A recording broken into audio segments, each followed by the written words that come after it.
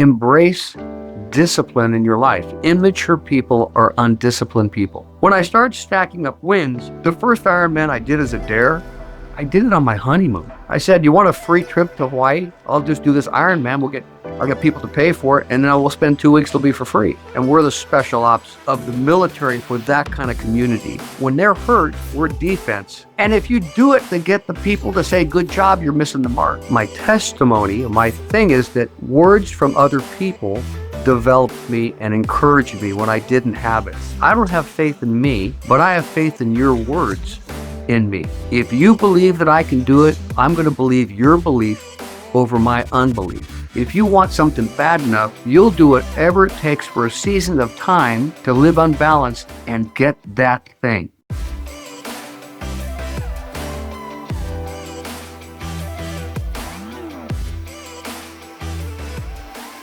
Hey there, welcome back to Raj with Kate Eckman. Very special episode for you here today. You know, I like to talk about who people are and not get into all the what they do. But when I read my guest today, his bio, I thought, oh my gosh. So it's all in the show notes, but just a few things. Besides being the author of Beyond Average, besides being arguably the fittest and most mentally tough 73-year-old in the world, he's also an Air Force pararescueman. I bet you don't even know what exactly that is. I didn't, but we're going to find out. It involves a lot of risk. He never met his birth parents and was a special needs child, but went on to be the most extraordinary athlete. And then even athletes like Tom Brady ask him for his advice and longevity advice. You know what? I'm going to stop there. He's a father. He's trained with Olympic coaches.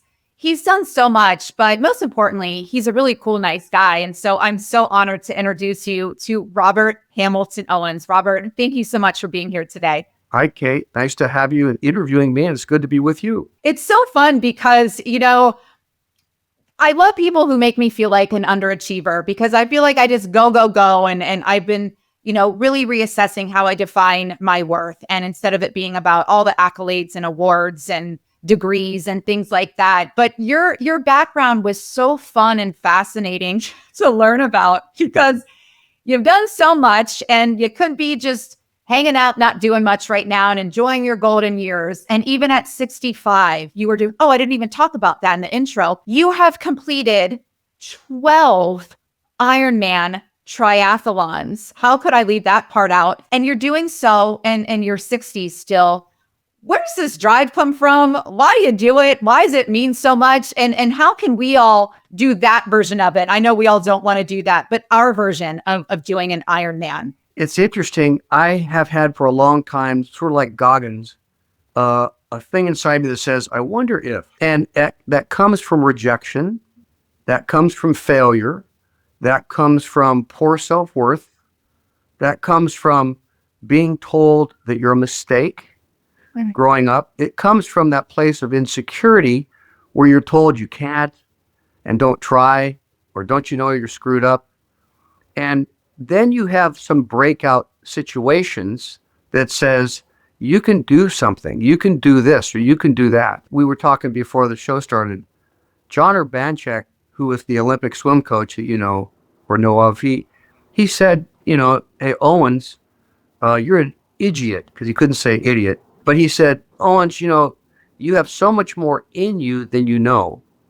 And I want to bring out in you that hard work beats better talent. So you're going to work hard and see that there's a champion inside of you. I didn't learn to run till I was in 6th grade. And my mom was a UCLA grad, so she threw me in the water as a disabled kid with special needs stuff and couldn't run. So she put me in the water down here. And he saw that and he said, I'm going to do something with you. And when I finally got out of high school, he said, you're a champion. And I wasn't a champion. I was getting 3rd places and 2nd places because I swam against all the age group guys, Gary Hall Jr., all those days. And so I leaned into him and I said, you see that? And he said, yeah, I see that in you. And I said, if you see it, and others said the same thing. If you see that in me, when my head is full of snakes saying that I'm not really able to do much, I'm not smart, I'm not gifted like the other kids, I begin to believe. And so as I begin to believe, I begin to take on challenges that overwhelmed me, but people, especially men, encouraged me and said, "Hey, Owens, you could do this." And I'd say, I can't do that. And they, "Oh yeah, you can. You're just lazy and your mind's wrong. And if you get your mind right and you get focused on something, you'd be amazed at what you could do." And so my testimony, my thing is that words from other people developed me and encouraged me when I didn't have it. And that's why I think words are so important in shaping people's lives, because they box you in or they free you up. So that's where my life started. Thank you for sharing that. It reminds me of the movie about the Williams sisters, Keith Richard, I believe it is. And something that just brought me to tears in the movie is, it just makes me cry now, when he just spoke over Venus and Serena. "You're going to be the greatest," to Serena, "you're going to be the greatest tennis player to ever play." And she went on and did that, and saying to Venus, "You're going to be the first to win this Grand Slam title," and how they turned down that most lucrative deal from Reebok because they're like, "I'm better than that. I'm worth more than that," because of how their father spoke over them in the hood with nothing, and what they became. And you really spoke to that. And I think that's so important. If you're a parent listening, please do the double down on this with your kids, spouse, best friends, colleagues. But what do you say about the self-talk? Because it ultimately does start with us. And thank God you had someone speaking this over you and what it did for you. But what about this self-talk? Because people can tell you you're the greatest thing since sliced cheese every day in the world. But if you don't believe it, it really won't align. I was told by a number of men in junior high, in high school, and then afterwards, "Robert, you don't think good. You don't think right. You have limiting beliefs in your brain." When you're playing tetherball by yourself in grammar school because you can't run and all the kids are playing, and then when you finally get some tennis shoes, you go out on the field and no team wants to pick you, you just shrink inside like, "I'm a loser." And when then people begin to speak into your life like, "You got talent," and everything within you says, they don't know what they're talking about. They don't know me. They don't know my story, because everybody's got a story. When I finally began to listen to them, they would say, "We want you to stop saying certain things. You say things that are wrong, and we don't want to hear it. And we'll penalize you if that kind of talk comes out of your mouth again. You're going to get away from the negative, and you're going to speak the positive. And you're going to speak the faith that can happen versus the reality of what you feel." And so little by little, that began to change in me until the point when, and again, I'm not a great athlete in the sense I was not the guy to be the all-star on the swim team. The guys that went to my high school on the Olympic team, those are the guys I'm competing against. I'm just a 3-year swimmer. Oh. And so when these guys came up and said, "Hey, Robert, you have special ops in you." And I said, "I don't have special ops in me. I mean, I'm not a Navy SEAL candidate. I'm just a nice beach lifeguard just getting by, living in the back of my van, surfing and skiing, and, getting a master's degree in irresponsibility." And they just said, "No, listen, dude, you think bad still, and we need you to stop everything you're doing. And if you want to change and get a grip on your life, 6 months, we want you to say these words, and we want you to let us do to you what we need to do to prepare you. And you'll be amazed at what you can do if you can get those snakes out of your head." And to me, they weren't snakes. They were my friends. I mean, they always lived in my head. I don't know where they came from. Poor, self-worth and can't, couldn't, shouldn't, don't try, don't get your hopes up, Anyway, so I did what they said, and they caught me all the time. Say these things. I'm hot. I'm good. I can do this, blah, blah, blah. So when I went, and for those of you that don't know, pararescue is the Navy, or the Air Force equivalent of the Navy SEALs, but we're medical. So we do Navy SEAL training, but we add a year of medical to that. So we do rescue. So I was a ski patrolman, a lifeguard. If you want to do rescue, big time rescue, it's becoming a pararescueman. And you do ocean rescue, Arctic rescue, desert rescue, urban rescue, mountain rescue, tree rescue, wherever a Navy SEAL or pilot can get shot. You jump out of a plane with a 45 and an Uzi, and you got your Phenergan, morphine, epinephrine, you got your needles, your knives, you cut, you sew. And so you're the doc on the ground, and when they're hurt, we're defense. When they offense get hurt, then they call us to come in and get them out. And we're the special ops of of the military for that kind of community. When I was in, there was 200 of us and 3,000 Navy SEALs because we work by ourselves. We don't need a team. They drop us in, we do our job. Point is, they said, come on in. And I said, I don't have it. They said, you do have it. And I said, I don't have faith in me, but I have faith in your words in me. If you believe that I can do it, I'm going to believe your belief over my unbelief. And I submitted to their authority, and for 6 months worked out. When I went in the Air Force, we had a class of 150. We graduated 10, and they made me team leader of the 10. And they said, you're hot.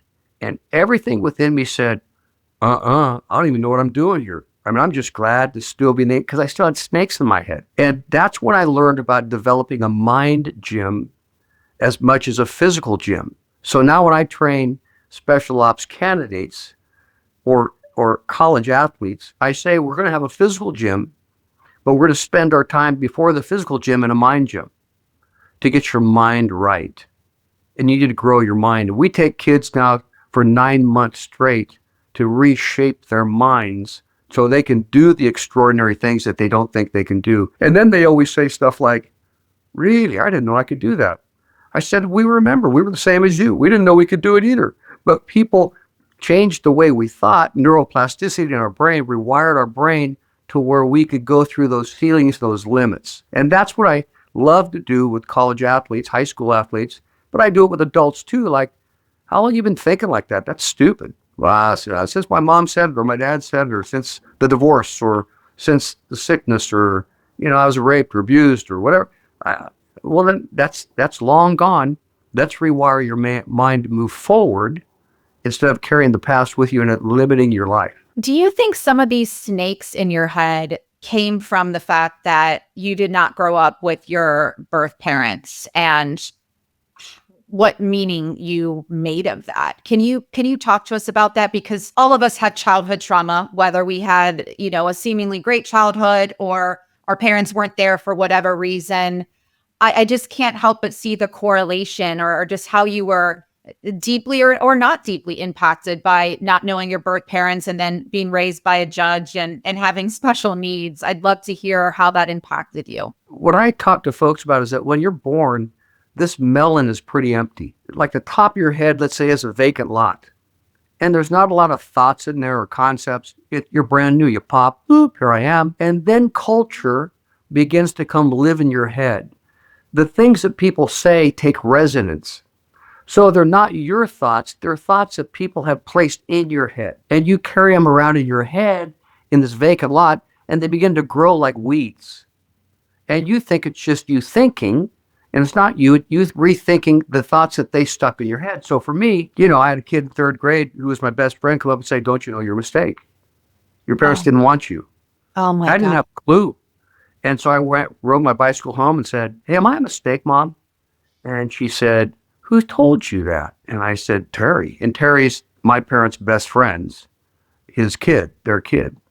Terry told you that? Yeah.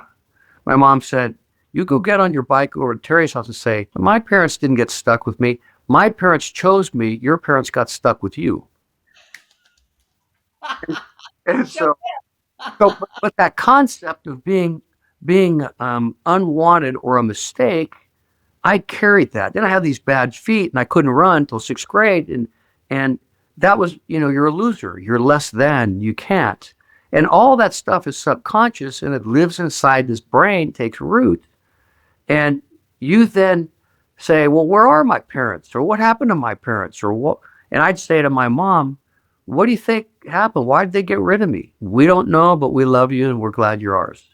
Oh. So many kids have the issue of what happened to me, or why did this happen to me, or what's going on? You either work through that and get clean and get free from it, or it'll haunt you and take away your self-worth and your self-value that, especially for girls, why did my dad not want me? And so I'm going to find some man that wants me because my dad never wanted me. So you have all that stuff, and I had to deal with that, well into my 30s and 40s of I would have success, but in the back of my head was always this thing, you're really not first-class citizen. You're a second class. You're a leftover wannabe in a baby orphanage.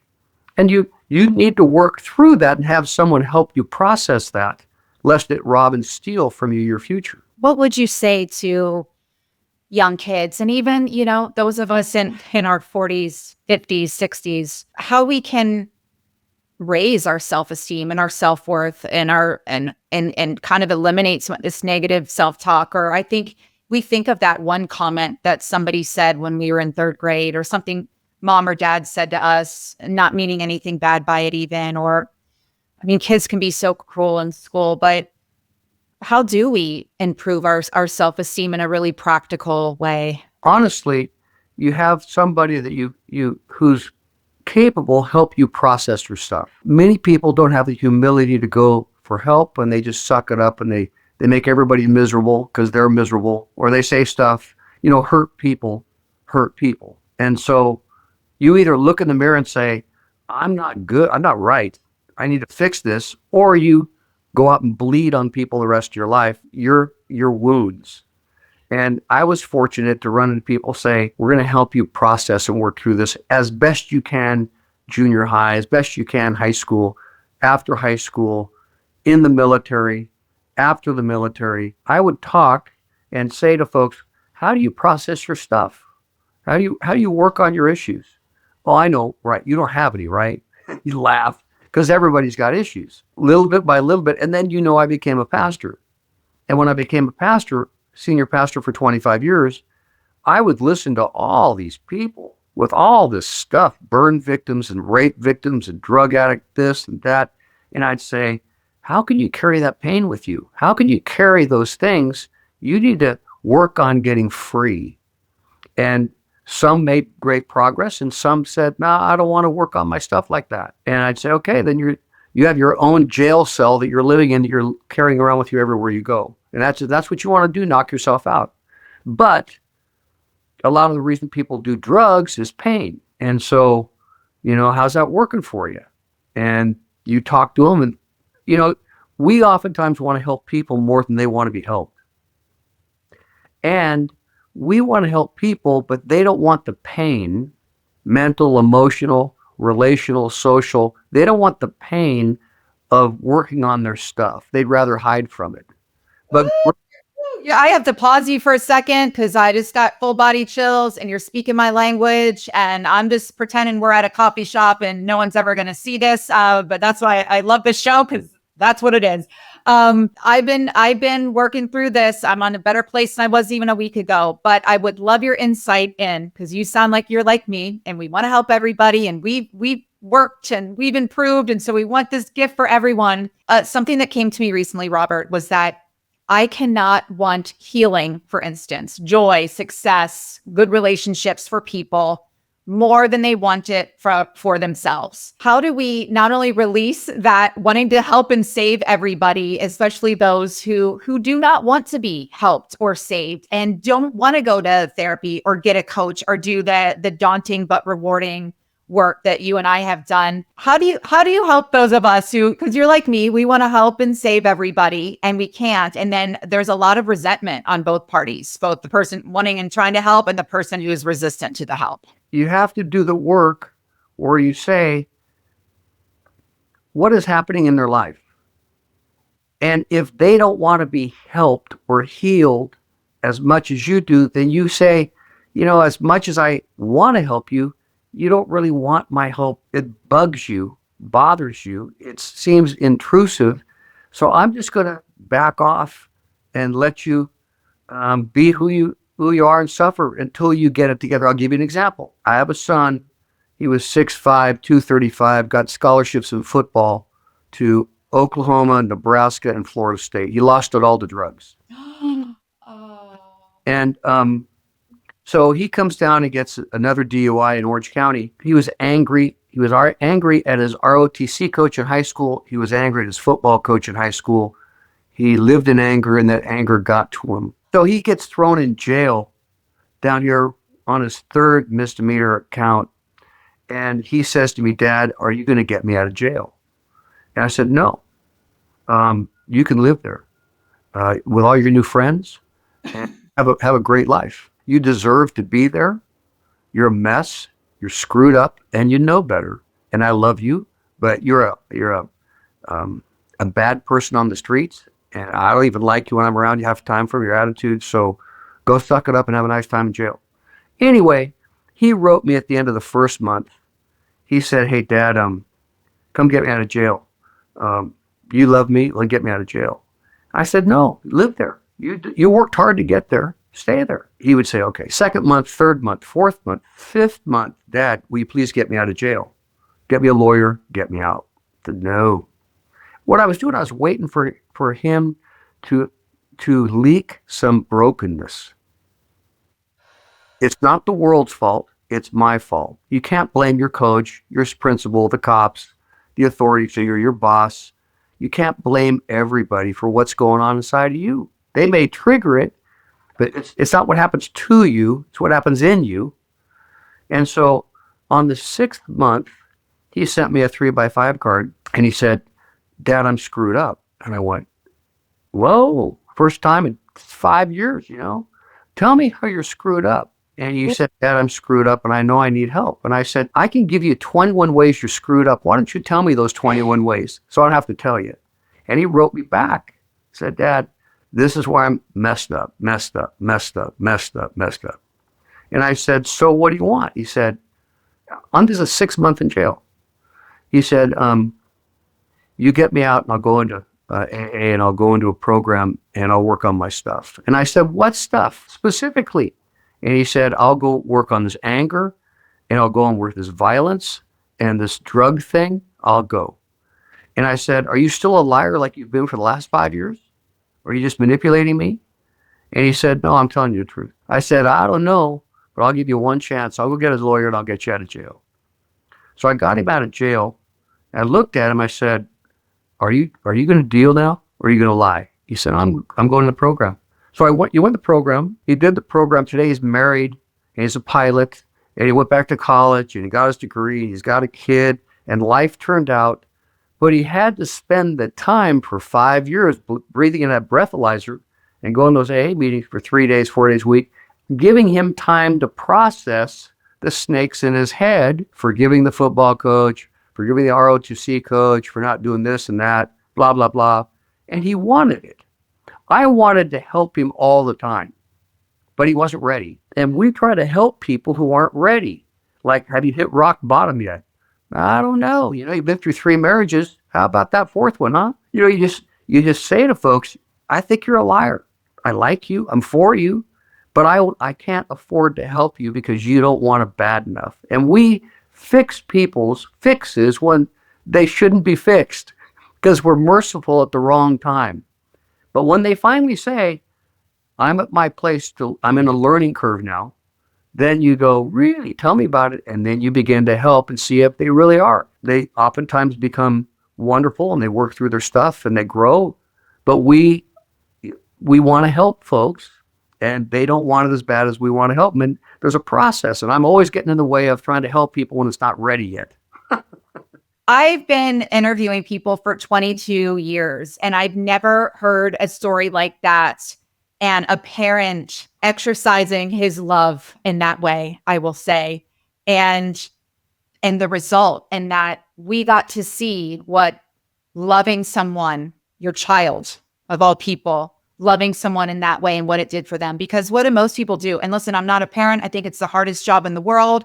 I'm not telling people what to do, but 99% of parents would have got them out immediately, would have done all those things, would have done everything that you didn't do. And I applaud your bravery and your strength. So all of your background really came in handy as a parent, and just the result that you got from that. And it didn't even take that long, 5-6 months, and the revelations that your son had. And for me, I just want to give him a hug too and say thank you for asking for help and admitting that you have a problem, that it's unmanageable, and you need professional help. So what is your relationship like with him now? And do you help other parents navigate these same sort of challenges? Yeah, I coach, and they say, "Are you a life skills coach? Are you a military coach? Are you an endurance coach?"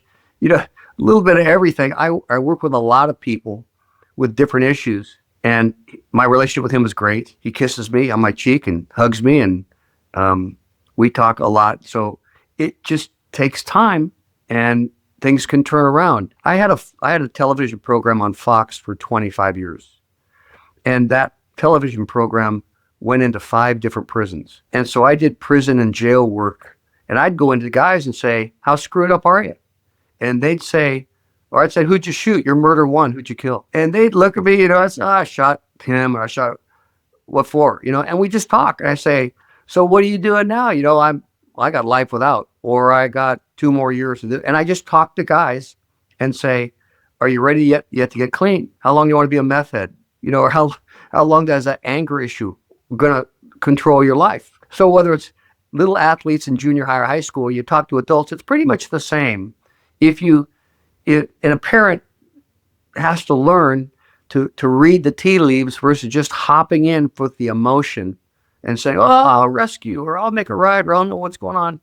If you learn to study this thing, you can figure out that it's pretty simple, that people will do what they want to do, and they'll let you know what they want to do.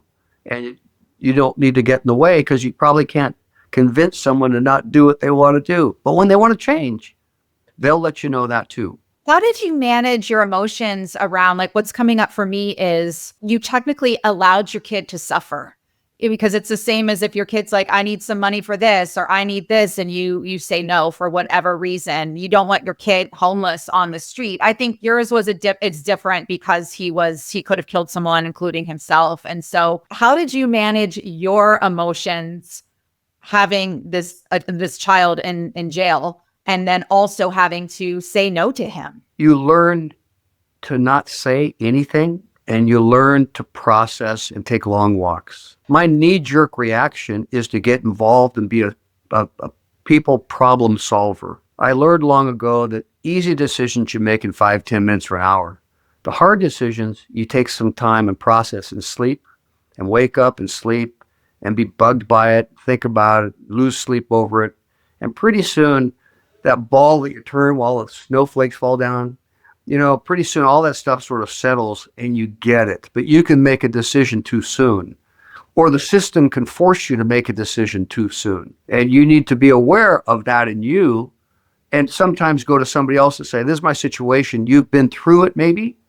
How would you handle this? Give me some insight. I need some mentoring." And so I had mentors. I went to different men for different kinds of challenges in my life. And my church grew to 3,000 people. And I had rapists, wannabe rehabbing. I had murderers. I had, drug addicts. I had all kinds of stuff, and I didn't know how to deal with any of it. And so I went to folks and I said, "You're an expert. Can you please help me? Help me process this new kind of situation."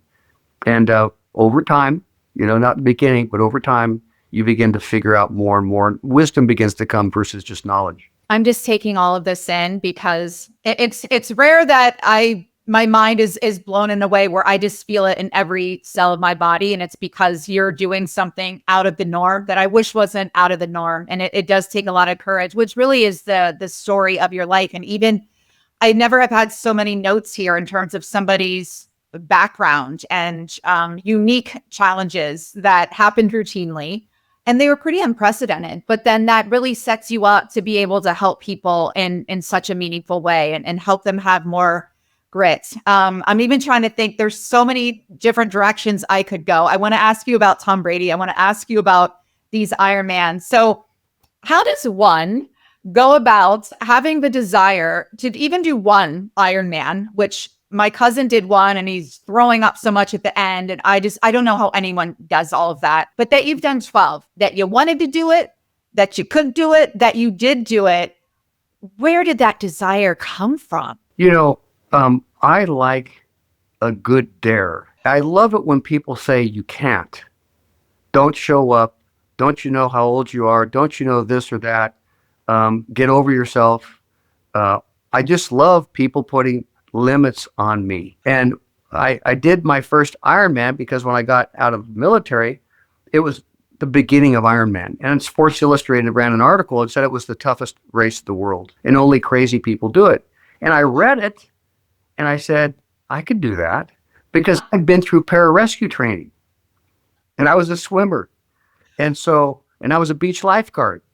And so anybody can ride a bike and anybody can run, but Honolulu rough water swim, So when I read that, I showed it to all these guys in college in my dorm, and they all went, "That's stupid." I said, "Oh no, that's doable." And they said, no. Anyway, so I went over, I got some sponsors who paid money because they said I couldn't do it. They wanted to give me money to go fail. You can't do it, so we'll pay your way over there just to have you humbled. And so I rented a bicycle from a Schwinn factory. I never rode the bike before, and I blah, blah. Anyway, I did it. And what happened is that for the listener, once you start getting wins in life, once you start overcoming, you embrace suffering. Ooh. As Goggins says, embrace the suck. Miserable won't kill you. It just makes you miserable. Make it your friend so it doesn't overwhelm you. Once you begin to get wins at your life, one less donut, one less cigarette, one less outburst of anger like you usually do, when you start learning how to get wins, those wins build momentum. So my book Beyond Average was my life with no wins in my life, and then my life after the wins begin to come, starting with pararescue. Like from, I don't think I can qualify, to being the team leader of the guys that are left. Like that rocked me. Like, I don't know how that happened. You must be a stud all the time. I've never been a winning athlete. I just worked hard, get ready. When I started stacking up wins, the first Ironman I did as a dare, I did it on my honeymoon. I said, "You want a free trip to Hawaii? I'll just do this Ironman. I'll get people to pay for it, and then we'll spend 2 weeks. It'll be for free." And so she didn't know she was marrying an entrepreneur. And so I said, "I bet you guys lay the bets that I can't do it." Back then, there was 14 people that had never done it. And they all put their money down. There should have been gambling back then. And then I got a free honeymoon out of the deal. Anyway, that began to do wins. I didn't do an Ironman from 29 to 50. I didn't do any. I did, been there, done that. I did local stuff, but I like staying in shape. At 50, my son said to me, "God, Dad, you're half dead. I mean, you're a half a century old. You're 5 decades." And he was that same kid that went to jail. He had a mouth. And so I said, "Who do you think you're talking to, stud?" And he said, "You're 50, Dad." So I said, "I'm going to make an Ironman comeback, and you're going to sit at the finish line. And so is your sisters, and so are your brothers. And we'll see who's old and decrepit and half dead." So I went ahead with glee in my heart. I went and started training because I knew how to train. And I just trained like a pararescue guy. I didn't train like an Ironman. I'm not a triathlete, but I can do triathlons. There's a difference. Some guys are really triathletes. I'm a wannabe. One day I can swim, bike, and run, but that's not who I am. Anyway, I took them to Florida. They all sat there and they watched this thing, and they had to write papers to their teachers because they're out of school on what they saw. And I saw people crawling across the finish line, people crapping in their pants, and all the things you see at the end of an Ironman. And I come through that thing and I looked at my kids, and actually I grabbed 3 of them out of the stands and they ran across the finish line with me. And I got pictures, my little kids. They're all in their 30s and 40s now. And I just said, here's another win in the game for me at 50. And then I saw that's sort of fun to do. And so I just started doing them every year after that, just for the heck of it, just to see if I could do South Africa or Australia or, Mexico, wherever it was. Just find some place that was a beach course, non-wetsuit. So I'd go and do those things, and I just figured them out. It's not that I was a hot athlete. It was that once you learn to do stuff, it gets easier. And the first time you do anything is really, really hard. And that's where you make your first mistakes. And as those wins begin to pile up, emotionally, mentally, I went, there's a lot of things still at my age that I can still do. I wonder what I'm capable of. Not I'm this age, but I wonder at this age what I'm capable of. And many people don't think on, wow, I wonder if I'm capable. They think, you understand my diabetes, I'm overweight, I haven't worked out in years, this or that, you understand, I haven't done that. Just took a call before this podcast, some guy calling me from Detroit, "Hey, Robert, will you help me? I saw you on one of your podcast things. You said call." I'm calling. I want to do this 50-hour nonstop thing, Navy SEAL thing. Can we talk? They call me from all over the place. I say, there's a lot more in you than you know, but you got to be smart and you got to be mentored. You got to show humility so you don't make all the mistakes yourself. And as that began to pile up, my life is one of gaining confidence. Not that I'm hot. I just have done stuff long enough that I'll find a way to win. So rowing a boat across the Atlantic, people said, you can't do that. I'm the oldest American to ever row a boat across the Atlantic. And they said, you're too old. You can't do that. I said, I know, I got it. And so you figure it out, you go do it, and they go, that's amazing. No, it's really not. All you have to do is figure it out and train right. I know you want to ask something. You just gain wins. That's what you do. You gain wins, but you have to suffer. You have to suffer through not knowing what you're doing and learning to know what to do and keep staying in the game and suffering. And that suffering becomes your friend.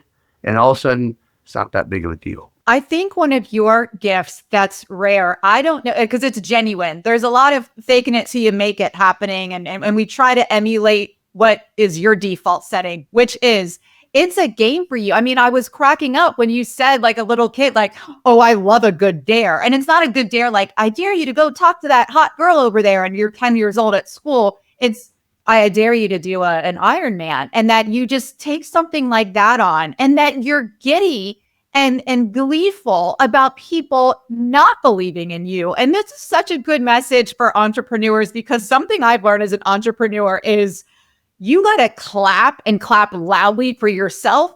And sometimes you're the only one clapping. It's this big auditorium with one clap and it's coming from you. And I've had times where it's like, why aren't other people clapping? Even my family, even my quote unquote friends or fake friends, or these people like me, they're not even clapping for whatever reason. And you, not only were you not getting any clapping, you were kind of getting jeered and the boos, and you laughed about it and then did it anyway. So I'd love some insight on that, how we can take whatever negativity, if you will, is thrown at us, or I have been underestimated my whole life. And now I love it because I like laugh all the way to the bank or all the way to this. And people then they get even more upset, that you found success despite it. Sometimes you got to be your best friend. Sometimes you got to be the one that believes in you when nobody else knows what to do with you. I did the 7-7-7, 7 marathons, 7 days, 7 continents. And there was nobody at the finish line. Nobody. So when you're talking about going across the finish line, where's the crowd, and the cheers, the stadium full, there's no one there. And you have to look at there's a timer going, good job, Robert, here's your time. The hotel's down there, and you walk away 7 straight times. No one's there to chat. Say, attaboy, you're hot. Good job. There's no one. And you have to go through the finish line and go like this. You did a good job, Robert. Thank you very much. I appreciate that. Hey, thank you very much. And you talk to yourself because no one else is going to say good job. And if you do it to get the people to say good job, you're missing the mark. Whoa, I love that. Because it's in the journey. It's not in attaining the goal. It's the journey of the loneliness of you wrestling with you and growing up and taking yourself on and wrestling with yourself, which most people don't want to do. They drug and alcohol themselves and, stay busy and party stuff so they don't have to think. But when you focus on, I need to take myself on as a project, then when you get through the end, you clap yourself because that's over the 7 months of getting ready. That's just not running through the Antarctic at 20 below zero or something. It's that thing that people don't want to do, which is wrestle with themselves and become better and turn your weaknesses into strengths and things you can go, I've learned so much by taking myself on. Wow. So you think then the best way to inspire others to have your spirit of excellence and adventure and courage is to just lead by example. Don't even say anything to them, or they don't get it. Like, why aren't you drinking? I don't know. I don't know. I guess I didn't drink I stopped drinking at 20, and I had my first glass of wine in Cancun with my wife on a vacation, I think when I was 45. And they said, why aren't you drinking? I don't know. It doesn't fit into my lifestyle. It's not going to help me any. Plus, I had lots of alcoholics in my church, and I didn't want to drink and stumble them. So I said, I'm gonna be with you guys and hang out and help you. You have to be your own best friend. You have to get used to being alone. And most people don't want to be alone. They want to be celebrated and understood and told how hot they are and how pretty and how handsome they are. And if you need people to validate you, you're in trouble. You are speaking my language. You're speaking my season. I'm crying and laughing so hard I'm crying. I'm like that laughing tears emoji on our cell phones, because this has been the season of my life, and I think I'm letting go of it's when you find the best product ever and you want to tell everybody about it. And so I'm the best product ever. You're the best product ever. Like this work that we're doing and how you transform. So you want to tell everybody about it. And I'm learning. It's pretty obvious, but a lot of people don't care about even the product of them. They'll go buy the iPhone or buy the whatever. But I think I'm just, Robert, it hurts my heart. And I did this show as a way to ease that pain. I'm saddened that people don't want to be their own best friend or take on the project of themselves and do exactly what we're talking about right here. Because look at this life that you've had. And I just think of the gifts that it's brought me doing this work, even though it's been painful often. But just having to release that and expectations. Here's something. People have a people addiction. People need people to affirm them. Looking good, nice dress, nice car, nice this. Why? Because people want affirmation. And that affirmation is addiction, because we will do things we shouldn't do to get people to tell us how hot we are or how good we are or how studly or how smart or whatever it is. And once you know that you're not living your life for yourself, you're living your life for somebody else's approval, then you can begin to do the separation to become self-sufficient, where it's really nice if they say something nice, but if they don't, it's not going to rock your world, because I'm not living for your affirmation. I'm living for my self-growth and my maturity. And so I look at people all the time and say, what happens if no one ever says you're hot or great or it's a great podcast or so? Can you handle that? And well, no, my reputation or my self-worth or my image is based upon people giving me all that acclaim. It's all okay, unless it's an addiction that's driving you unhealthily. So I don't expect anybody to say anything to me.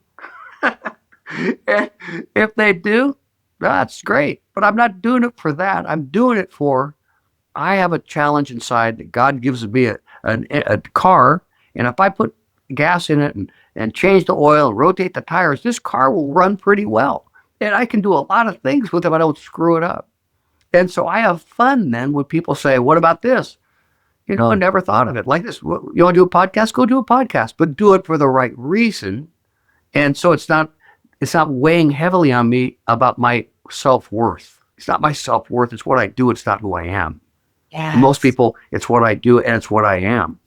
Are people a human doing or a human being? And usually women are human beings and men are human doings. Hi, what's your name? Shake hands. What do you do? And we have a pecking order on what a guy does, from a plumber to the president. And we give him we go to a bar, this or place, what do you do? And the guy's like, one dog goes over and pees on a tree and the other dog goes and smells it and pees on top of it. That's how men are. Women, they usually are pretty nice, and they say nice things. I really like your hair, or I really like your dress, or this or that. They don't say, what do you do? And so when we learn that we're human beings, not human doings, we have value, not what we do alone, but who we are, we get freed up. And most of the listeners out there can listen to this and go, wow, that's an interesting concept. And I've been working on that concept for 40 years inside of me. I wasn't always like this, I wanted validation because I was screwed up as a kid. So your listeners are smart, and they know you're doing a great job, and they know your heart, and they know that it's fun listening to you. And I'm glad that they're listening, and I'm looking forward to the comments that you get back from them about this weird conversation you had that's gone all over the place. Oh, I love it, because you're so unique, and it's so refreshing. And I just want to have these conversations all the time, which explains why I've spent a little more time in hermit mode and alone, because it's either this or I can't do the superficial conversations anymore. And if people ask me what I do, I say, I help people ask better questions. Come on, we got to do better. Let's let's connect. And I don't even think they're interested in what I do. They want to size you up, or they think you look like so-and-so from such and such. And they want to see, should I be threatened and intimidated and feel inferior in your presence, or should I feel superior in your presence? So it's just such a load of crap. So when we can just connect like this, Robert, human to human, and learn from one another. And, I'm an expert in my own right, and you are too, but everyone has something to teach us if we will just ask the right questions and dare to listen and not pretend that we know it all, because none of us do. Just one more tidbit there about the validation piece, because that is a journey, and we are trained and ingrained to want and need and be addicted to the validation. And sometimes I say, well, we need people to like and validate us, because a lot of people like you get paid a lot of money on your TV show or your product or whatever. You need a lot of people to like and validate you so that you can negotiate and get a better deal and sell more books. So we understand that concept of it, but I'm learning when I really just fine tune my instrument, the success comes, the money comes. I don't have to try so hard. The right partners, money, romance, it's just aligned. Is that what you believe, or how do you kind of put a little nail in the validation topic there? It's always a wrestling all your life. The balance of, I'm doing this because it's right and it's good and I'm in my sweet spot. And when I do this, people know that I'm in my best place. 2, I really need them to tell me that I'm doing a really good job.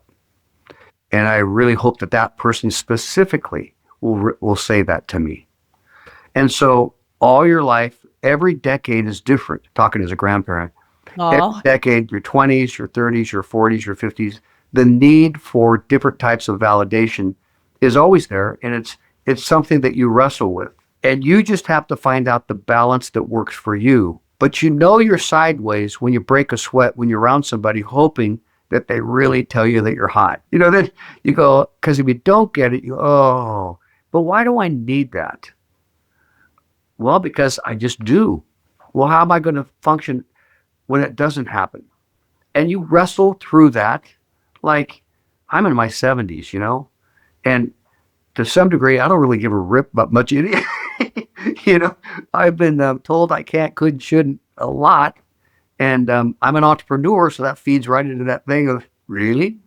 I'm going to find a way to win and show you. And so you just find a balance for what works for you. But you'll feel that when you're with people, that thing will rise up and they'll say, how you doing? And you just say, I can't tell you what I'm thinking, but I'm wrestling with all these feelings and these thoughts inside. And they won't get it because they're not wired to get it. But it's something that you can be around certain kind of people and talk about, and they'll get and understand what you're thinking also. So it's always different. It's always there. You never get through it, but you can always keep it in its place and work on it. I love that. I'd love for you to share one of your favorite lessons or takeaways from your book, Beyond Average, and we'll put it in the show notes so everyone can order it and take a piece of your wisdom with them everywhere they go, because these little nuggets that you just delivered throughout are so meaningful. And you can see that I've talked to a lot of people, and certain things you've said have just landed in a different way, where I'm having all sorts of physical and emotional reactions, which I love. My friends always talk about my facial expressions on my show, but I just, I'm so in it and I'm so committed, and I love my guests so much. You just light up my life. You're better than money for me. You're better than you're my life force. That's what I love my nickname for you, a force of nature. But what is something, I know there's so many, but something that comes to mind right now, I think based on our conversation, that could really help people from your book, Beyond Average? The title is that there's more than one person living inside of you. There's the person that you're living, and then there's the person that's inside that goes, let me out. I can do that. I'm not too old. I'm not too young. I'm not too fat, not too skinny. Give me a chance. And there's a person inside of each of us that wants to come out and say, I can do this, and I'm good at this, and I wish that I could excel at this. And so my story is, I had 20 years of mediocreness and poor everything, mediocre and immaturity and irresponsibility and all the fun things you do when you're surfing and living in the back of your van. And then I had a moment in my life that everyone can have, where you say, I want to change. And I say to my special ops candidates kids, how bad do you want this? And they look at me and I said, no, how bad do you want this? Because we're going to crush you today to see how bad you really want it. So I'm giving you a notice that today is going to be a miserable day with Ocean PT or whatever it is, and we're going to see if we can crush your why. We want to know how bad do you want it. And I've always known that when I wanted something bad enough, I learned that when I wanted to date a girl and she said no. And then I went to another girl in high school and I wasn't popular. And I asked another popular girl and she said no. And I said, I'll move heaven and earth to get this affirmation or this something. Like if there's good waves, I'll move heaven and earth to go surfing or I'll snow skiing, whatever it takes. If I want something bad enough, I'll get it. I'll change. And I say to people who are listening to this, how bad do you want what you really want to do or be? And then I say, are you willing to pay the price? And they say, what is the price? And I say, it's emotional, it's mental, it's financial, it's social, it's financial, it's spiritual. It's going to cost you everything to get that thing. And if it's a sacrifice to give up these things, then that's not worth it. Because when you want something bad enough, nothing makes a difference. You're willing to get rid of everything for that one thing. So when we crush these kids, I'll say to them, are you glad you quit? And they quit. They go, after 20 straight hours or something like that, they say, I'm done, I'm cooked. We say, got it. Are you sure you want to say that? Not to ring the bell in the movie and take, are you really sure? Yeah. Then I'll get them, I do autopsies with them in a tent and I'll say, okay, here's your experience and going to check you out, blah, blah, blah. Are you glad that you quit? And they all go, no.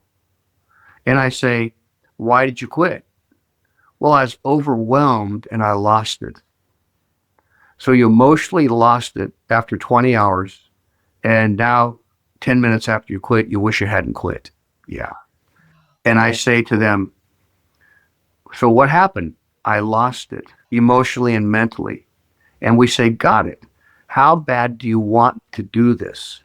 And we say, then come back and try it again. I find that when I say to a kid, if I gave you $1 million, would you do this? And they go, oh yeah.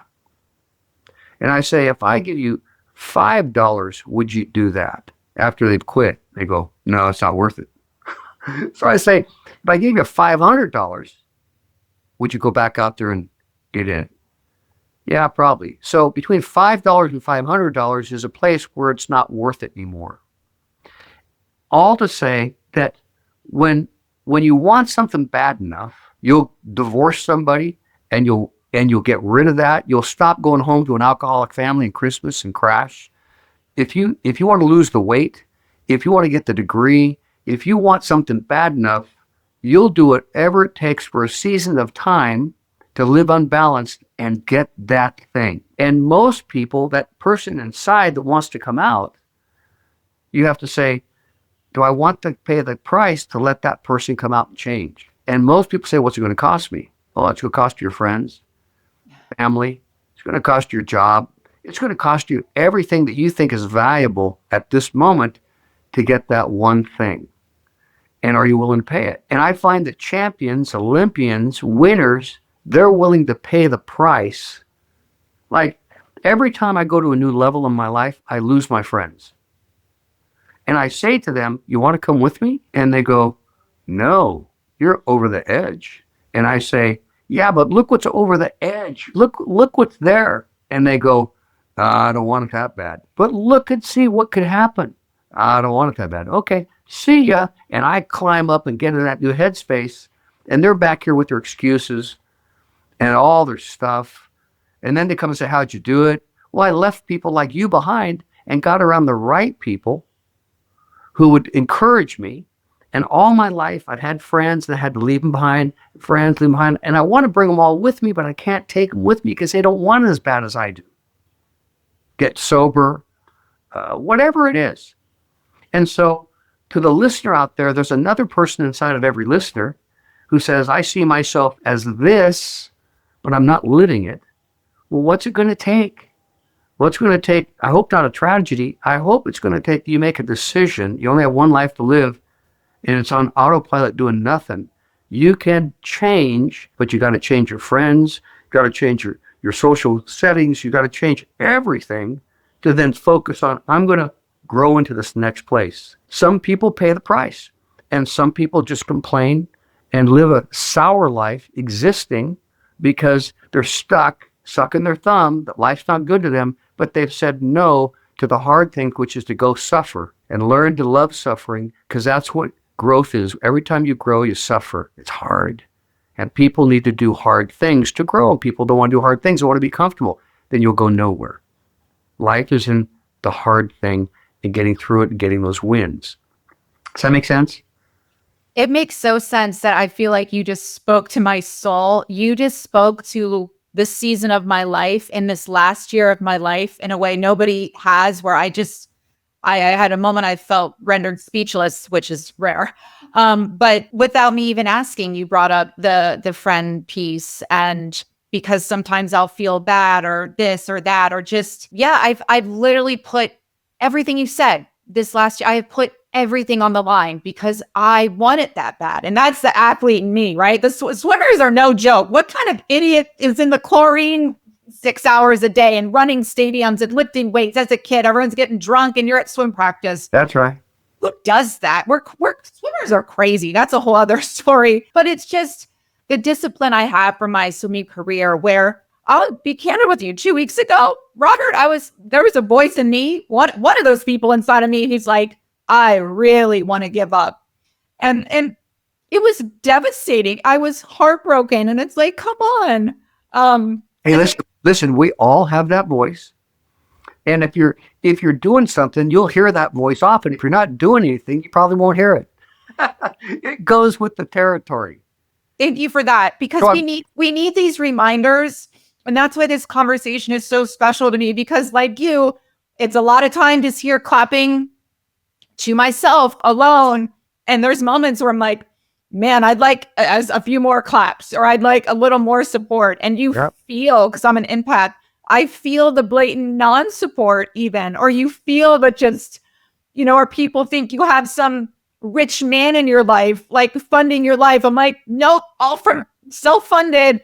And so anyway, I so appreciate this perspective in this conversation, because it has been a lonely season. And, I appreciate those of us who do put it all on the line. And it's not just for me. It is that person inside of me. It is my inner child. It's like, we're so fierce when we're 7, right? It's that part of me.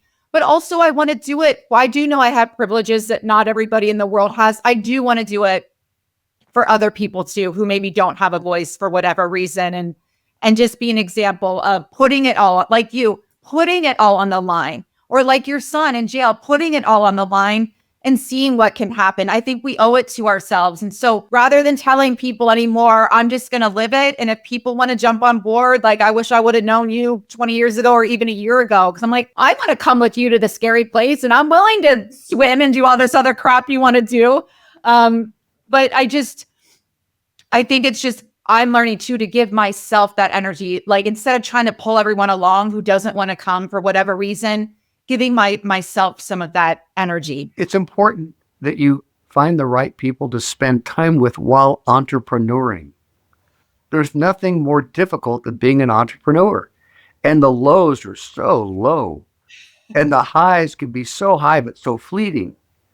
And so that's why 9 out of 10 personality types will never start anything, because they don't want to have that low and that failure and that discouragement. And so entrepreneuring is the hardest thing you can do, because you're going against culture. You're going to create something out of nothing that they don't know that's going to work, or why would you do that?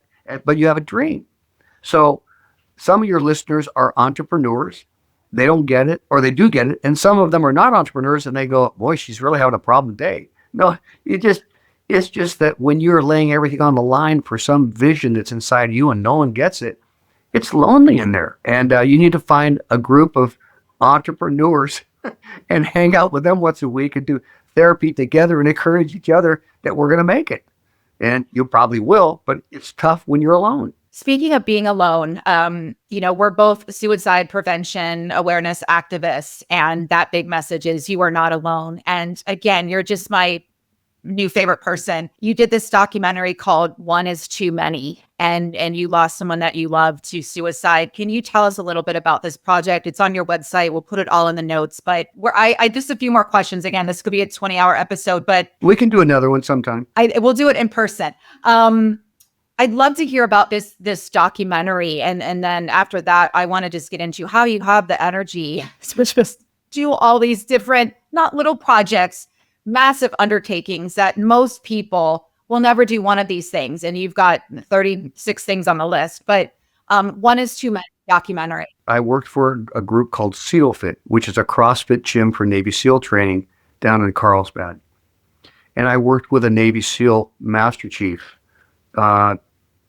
26 years in, I don't know, like 14 deployments, just this really solid Navy SEAL retiree. And I worked with him 3 times a year. We talked about kids, this and that. We'd do all-nighters together. And training kids, we had the all-night training. So we'd take kids from Carlsbad to La Jolla, and we'd run them all night long in and out of the ocean, that kind of stuff. We'd laugh, making it hard on kids. Anyway, one time after our training, he went home and blew his head off. And so we all said, Mark used to help suicide people. Mark didn't drink. Mark went to church. Mark was mellow. And he leaves us on a Sunday and blows his head off on a Tuesday. And he never let anybody know the snakes that were in his head that he had compartmentalized way inside with a lock and key over all those deployments of all those things he'd seen, been a part of. And one day the lock came off and all that stuff came rushing out at once in his head, and he killed himself. Because they teach you how to not be emotional so you can do your job, but they don't teach you how to process your stuff. And so you lock it up. And then if you're not processing it correctly, if it comes out too quick, it overwhelms you with what you've seen and what you've done, what you've been a part of, shooting women and children, because they're all bombed up and they're walking towards you. Someone's going to pull a trigger with get the kid close enough, will ignite the kid and suicide the kid out to kill you. You have to get the kid. All the stuff that you see in war. When he went ahead and committed suicide, it rocked our military group. And somebody said to me when I was doing the 777, hey, if you really want to do one that's wild, you ought to row across the Atlantic. I said, that's stupid. Who wants to row across the Atlantic? How many days does that take? 40 to 50. Really, when do you sleep? You don't, how many hours a day do you row? 12. That's stupid. And then this little voice got in my head and said, you ought to do that for veteran suicide prevention for Mark Hampton. And so I talked to my Navy SEAL guy friends and Air Force guys stuff. And I said, I think that's one that I really want to commit to. I want to row across the Atlantic to raise money and awareness for veteran suicide, like for Mark. So I did the Mark Crampton Memorial Row. And, suicide is such a blight, such a curse on our nation. The old statistic, if you hear Biden on TV, he'll tell you that 23 guys, men and women, commit suicide. The newest study out of the University of Alabama is 40 vets commit suicide a day. So when I was rowing across the Atlantic, over 700 military guys committed suicide just during my row across the Atlantic. We want to help vets process their stuff and work on their issues so they don't drink, divorce, fight, be bitter, and commit suicide as an ultimate thing. We want to help them get help. And so I did that. I'm an advocate for veteran suicide. Thank you so much. That's so beautiful and heroic that you're doing that and taking on something else that's heavy, but so necessary and so important. It just speaks to your character. And I love how insane you are. And that's like I say that with so much love. It's a term of endearment. And I really loved Mark, but when they said you're too old, that was a deal breaker. It's like, But the dare, it's just another dare, like do the raw. You cracked me up. You're such a hero. So you can check out that documentary on YouTube, and it's on your website as well, which we'll link because it's so beautiful. So thank you for that. yeah, it's called One is Too Many on YouTube.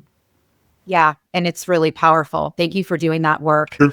We'll take it out here soon, but I feel like I bring up Tom Brady a lot in my speeches and in my talks because we were both Big Ten athletes at the same time, and he was still winning Super Bowls into his 40s, and my knees hurt when I go to Pilates. So I bow down to you, Tom. And I think I love Tom's story too, because he wasn't first pick in the draft and winning. He was a backup quarterback in college. He wasn't winning the national titles, and what he went on to do, because like you, it's the work ethic. Maybe he was a fan of some dares too, or people told him he couldn't do it, and he said, take that.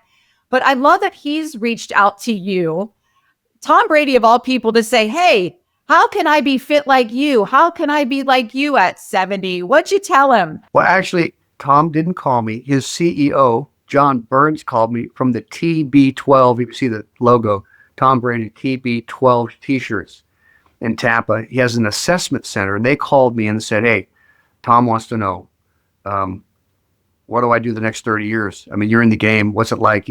Your late 60s and you're doing what you're doing. And it was just fun to then dialogue on his podcast, being interviewed like this about, like, Tom doesn't lift weights anymore. Tom only uses bands. And he did that back in his, probably the last 6 years. He thought the weights were too difficult on his joints for his movement. So he went to bands to failure. And then he went plant-based. And so all the stuff that he has done, he's moved into a medical career now of helping people age better and be healthy. Anyway, when I got done, they said, hey, why don't you come to Tampa and let us assess you? And so I'm a speaker. And so they next time you're in Florida. So I went to Florida on the speaking gig, and sure enough, I went in and said, hey, made an appointment. So they assessed me as a 67-year-old, 68-year-old, something like that. They did all kinds of tests on me. I didn't know I had so many different issues. They poked around in my body, and they made me do weights, but bands training. And so I said, this is really hard, this band work, There's usually 5, the multicolored bands and stuff. Anyway, it changed my perspective on aging and performance and fluidity. And so it was a really fun experience to be down there. I left him a book. I never got to talk to him, but they want, leave this stuff for Tom, And so I'd love to meet him sometime and say, hey, you let me down by retiring. I thought you'd smoke those guys at 45, but you bailed for the money with Fox. Anyway, I'm excited. He was my hero also. Don't give in, Tom. All the pundits said you're too old, do it. But he did what was best for him. Thanks for sharing that. Sure. What keeps you going now? You've done so much. You've done lifetimes and lifetimes of things many of us will never achieve or have the courage to do. And you don't have to do it. You weren't called to do it. You don't try to live up to me. Be yourself, That's a great thing to say too, because I think sometimes there's such the comparison trap, and we think, oh, I feel like an underachiever because of this. And don't compare and contrast. Don't compare. I do what I do, and I can't do the things that I wish I could do that somebody else was doing. Right. And there's things I can do that you can't do, or then you're like, maybe you don't want to do that. But I think that's just a good reminder here is to really stay in your own lane. That's the swimmer in both of us, and be inspired by other people, certainly. But I think people get caught in that too. But so many people who are married with kids who really don't like either, for instance, because that's what you do or what people say to do. And so I think it's just spending more time alone, just clapping for ourselves, figuring out who we are and what we really want to do.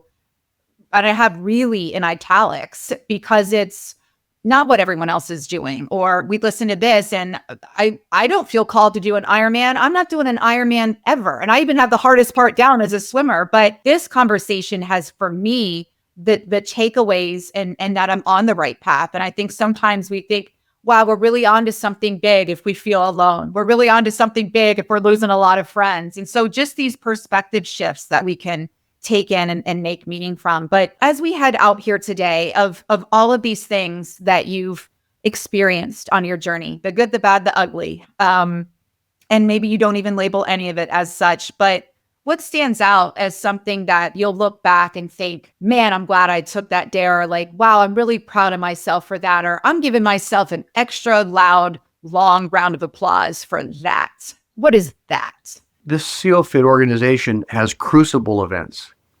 And the crucible events are precursors to Navy SEAL Hell Week. And so they have a 6-hour nonstop, and they have a 12-hour nonstop, and they have a 24-hour nonstop, and they have a 50-hour nonstop.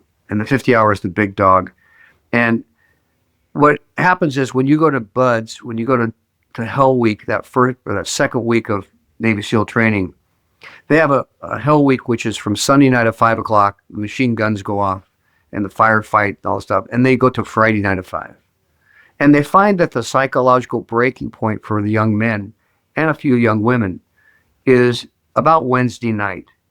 That no one's used to being worked out with no sleep for 2 straight days. And so on Wednesday night, if you can make it through Wednesday night in Hell Week, odds are you can make it to Friday with no sleep.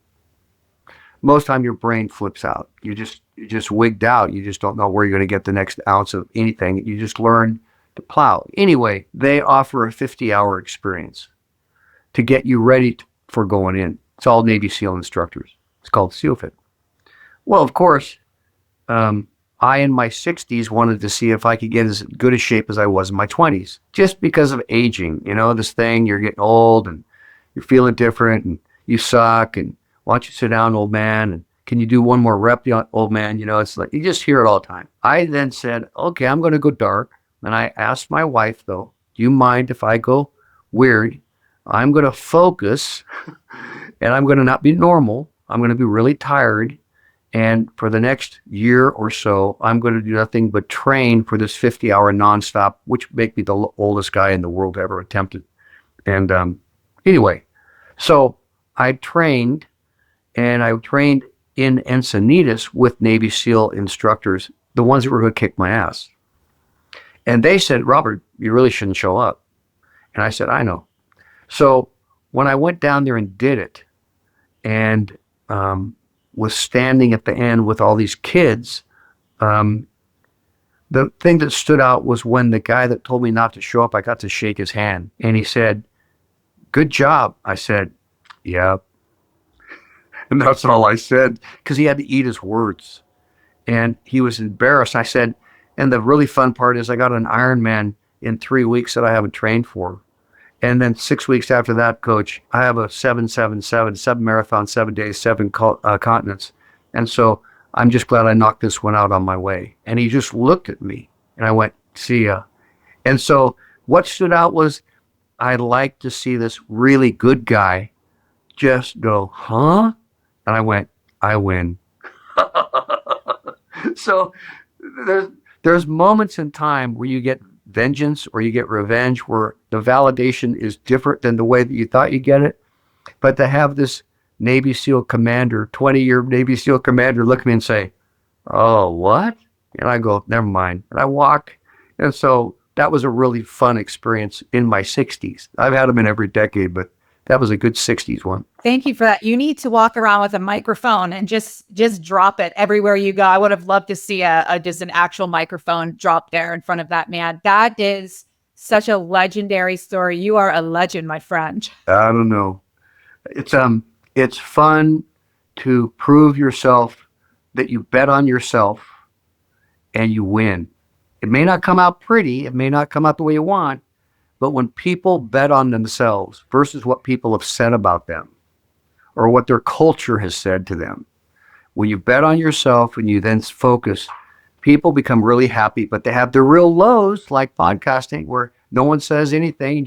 You have to talk to yourself all the time, but that's the journey of maturity. And we're not climbing a ladder. We're climbing a jungle gym, and it doesn't go straight up. It's this, and then the door shuts, so you climb a window and that window and you meet somebody over here, and it never works the way you think. But so you can't get rocked when it doesn't go this way. You have to, well, that door's closing or this didn't work out. Well, what's over here? And you just keep figuring things out. And it takes time, but it takes tenacity. And Some people have that tenacity. Some people just quit and suck their thumb, and they say, I'll go back to my $30 an hour job and be mad at everybody and not like my job, and I'm stuck. Well, you're not stuck. You just chosen to live in that kind of a mindset. And if I could say anything to your listeners, I'd say, number one, go get mentors. Find mentors that can encourage you. And a mentor is someone who's done what you want to do. Maybe get more than one. And make sure that they're the right mentor. Not a wannabe. They talk a good line, but they got real good fruit. Number two, I'd say walk in humility. Ask for help. Often. Ask for help. Number three, embrace discipline in your life. Immature people are undisciplined people. Mm-hmm. Immature people do what they feel, not what they've committed to. Someone says, how do you feel? I don't really give a rip how you feel. Do your job. And so when people live undisciplined life, they only do what they feel, they go in circles, and they don't have wins in life. The discipline is then to take on hard things. What are hard things? Something that's hard to you, and you'll be the happiest when you get these wins by taking yourself on. And again, most people don't want to have any stress in their life, and therefore they do what's easy. And that doesn't produce confidence. It doesn't produce happiness.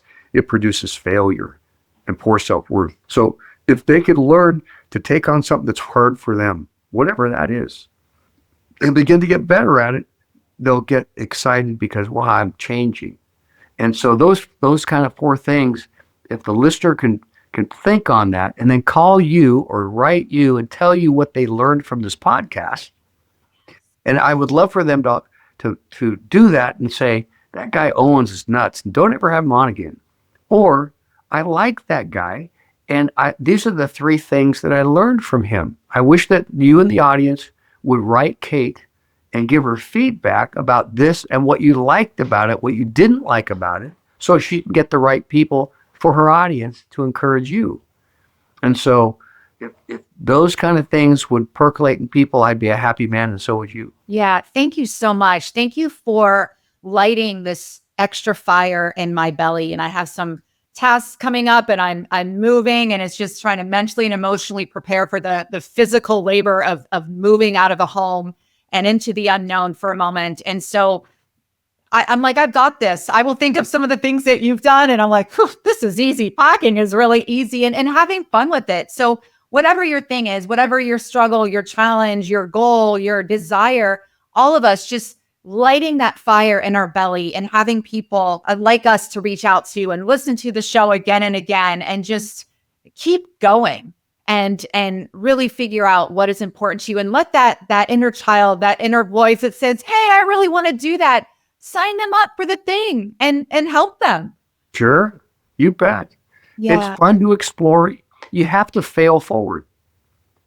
Yeah. Thank you so much. I would encourage you, if you're moving out of your house, just for grins, go sleep in your car one night. Just go someplace, sleep in your car and say, I'm making it a full-blown adventure here.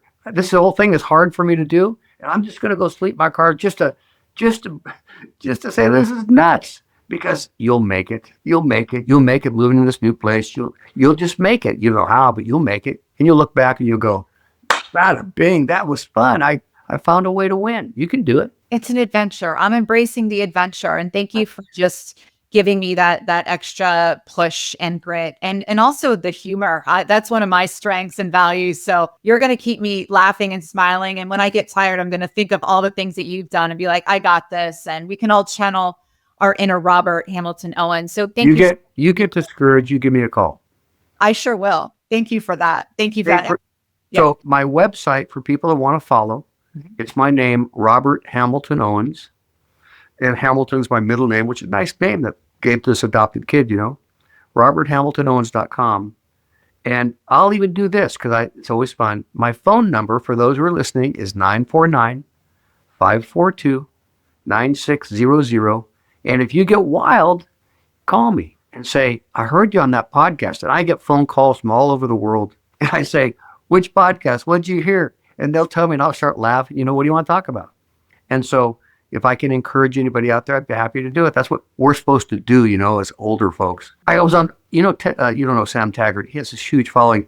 Anyway, I'm doing a podcast and he introduces me as his first elderly podcast host. And I said, pardon me? He said, I mean senior. I said, you called me elderly. And he goes, we've never had anybody this old on our podcast. And I said, you need to go shoot yourself. Anyway, it was funny. So I get calls from all over the place, and if they need some help, call me. Oh, you're the best. Thank you so much. And thanks to all of you for being here. We have all of Robert's information in the show notes. Give him a call. I'm not going to give you my number, but you can email me, and please do. And please share this episode with anyone who needs a little extra fire in their belly to do whatever they feel called to do. We're all here to support you. This community is so supportive. So let's keep it going. And thank you for joining me on Raj today. We'll see you next week, everybody. Bye-bye. Bye.